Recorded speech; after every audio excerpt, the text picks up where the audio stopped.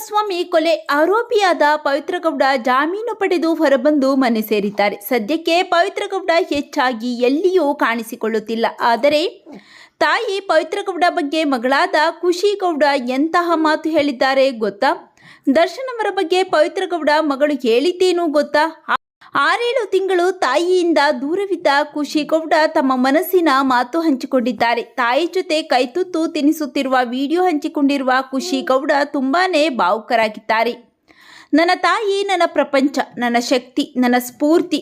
ಆಕೆ ನನ್ನ ತಾಯಿ ಮಾತ್ರವಲ್ಲ, ನನ್ನ ತಂದೆ ಕೂಡ ಹೌದು. ಯಾರು ಎಷ್ಟೇ ತುಳಿಯಲು ಪ್ರಯತ್ನಿಸಿದರೂ ಮತ್ತೆ ಎದ್ದು ನಿಲ್ಲುವ ಧೈರ್ಯ ಅವಳಲ್ಲಿ ಇದೆ ಎಂದು ಪರೋಕ್ಷವಾಗಿ ದರ್ಶನ್ ಹಾಗೂ ಅವರ ಅಭಿಮಾನಿಗಳಿಗೆ ಟಾಂಗ್ ಕೊಟ್ಟಿದ್ದಾರೆ. ನಗುವು ಅಳುವು ಏನಿರಲಿ, ನಿನ್ನ ಜೊತೆಗಿರುವೆ, ನಿನ್ನ ಪ್ರೀತಿ ಹಾಗೂ ನಿನ್ನ ಜೊತೆ ಇರುವೆ, ನೆಮ್ಮದಿ ಎಲ್ಲೂ ಸಿಗಲ್ಲ ಅಂತ ತಾಯಿ ಜೊತೆಗಿನ ವಿಡಿಯೋ ಹಂಚಿಕೊಂಡಿದ್ದಾರೆ. ಖುಷಿ ಗೌಡ ಹಂಚಿಕೊಂಡ ವಿಡಿಯೋ ನೋಡಿ, ನೀನು ನಿನ್ನ ತಾಯಿ ಜೊತೆನೇ ಇರಮ್ಮ ಹೀಗೆ ಖುಷಿಯಾಗಿ, ಆದರೆ ನಮ್ಮ ಬಾಸ್ ತಂಟೆಗೆ ಮಾತ್ರ ಬರಬೇಡ ಅಂತ ಅನೇಕ ದರ್ಶನ್ ಫ್ಯಾನ್ಸ್ ಕಾಮೆಂಟ್ ಮಾಡುತ್ತಿದ್ದಾರೆ. ಖುಷಿ ಗೌಡ ಹೇಳಿಕೆ ಬಗ್ಗೆ ನಿಮ್ಮ ಅನಿಸಿಕೆಗಳನ್ನು ಕಾಮೆಂಟ್ ಮಾಡಿ ತಿಳಿಸಿ.